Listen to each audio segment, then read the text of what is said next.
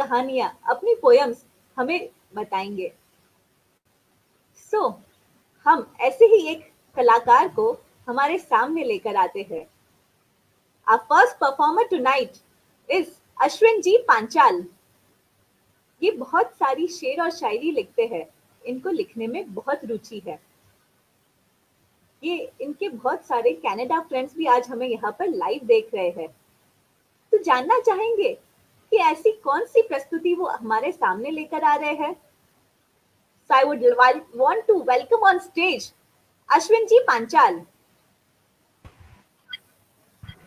Hello, good evening everyone. Namaste ji. Namaste. How are you, Neha? I'm good. How are you? I'm doing well too. Thanks for the given opportunity. Good evening friends. मेरा नाम अश्विन पंचाल है और मैं गए 35 सालों से शेर व शायरी गज़लें लिख रहा हूँ। कविता बहुत कम लिखी है। आज मेरी ये कोशिश एक कविता लिखने की है।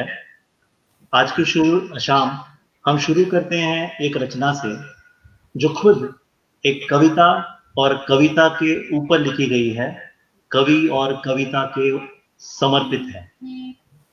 तो शीर्षक है एक कविता, कविता और कवि के नाम। खूबसूरत ख्यालों का सफर है ये, खूबसूरत ख्यालों का सफर है ये पहले चुपके से आते हैं हमारे दिमागों में, जहन में, फिर सीधे धीरे से पहुंचते हैं सीधे हमारे दिल में। उंगलियों की थोड़ी मदद लेकर, एक कलम की नोक से लेकर थोड़ा सहारा सिहाई का, उतरते हैं फिर कागजों पर, कभी अल्फाज बनकर, कभी शायरी बनकर, कभी कविता बनकर।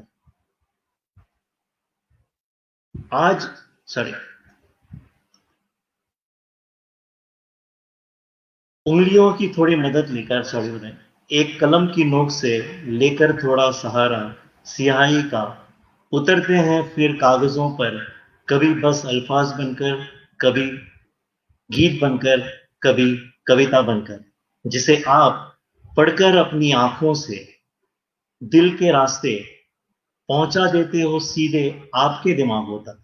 फिर आपके जहन को देते हैं ये एक नया नजरिया, और कुछ वक्त के लिए ही सही आप डूब जाते हो हमारे उन्हीं नए ख्यालों में, कहीं नई गहराइयों में, जो बनती है आपसे धीरे से, चुपके से, चुपचाप से। तो कविता के बाद कवि अपने लिए क्या लिखता है? किसी ने कहा खुशी पे कुछ लिख दें, मैंने जिंदगी पे एक शेर लिख दिया। किसी ने कहा संगीत पे कुछ लिख दें, मैंने बच्चों के बोलों पर एक शायरी लिख दी। किसी ने कहा सफलता पे कुछ लिख दें, मैंने संघर्ष पे एक कविता लिख दी।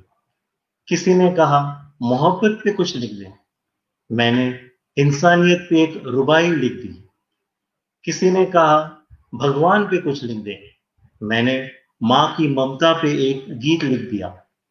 किसी ने कहा स्वर्ग पे कुछ लिख दें, मैंने इस दुनिया पे ही एक गजल लिख दी। सोच कोई भी हो, कहीं से भी हो, कल्पना कहीं से भी आए, कोई भी प्रेरणा दे जाए। एक कलम हो, एक कागज हो, एक कविता की रचना, कवि की रचना उसके इर्द गिर्द बसी दुनिया का एक हिस्सा होती है। उसका नजरिया, उसके अल्फाज, उसके बोल, उसके पल उस हादसे का एक खूबसूरत हिस्सा होती है। लिखते हैं वो कई लम्हों में, मगर उसकी महक दूर तक जाती है और लंबे समय तक लोगों की जिंदगियों को वो महकाती है। हम शुक्रगुजार हैं उस इनायत के कि ए खुदा कि ये तोहफा हमें मिला, भावनाओं को, जज्बातों को चंद लफ्जों में ढालने का। जब तक प्यार है, बहार है, जहान है। जब तक प्यार है, बहार है, जहान है, जब तक जज्बात है, यादें हैं, हम इंसान हैं, हम कवि इन गीत, गजल, शायरी, कविता के रूप में यूं ही लिखते रहेंगे, आपको सुनाते रहेंगे, ढेरों खुशियां बांटते रहेंगे।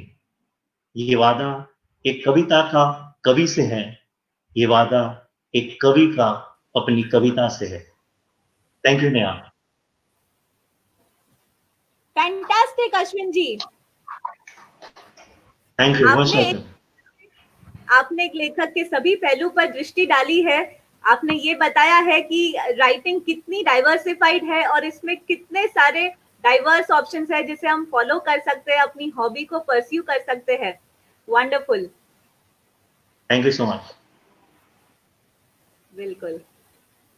हम नेहा कवार शो पे सभी को यही बोलते हैं कि आप अपने दिल के विचारों को पन्नों पर उतारिए, कलम ले उठाइए और उसे याद बनाइए। एक जब आप उसे थोड़े सालों बाद में देखेंगे तो वो एक प्यारी सी याद बनकर आपके सामने आएगी।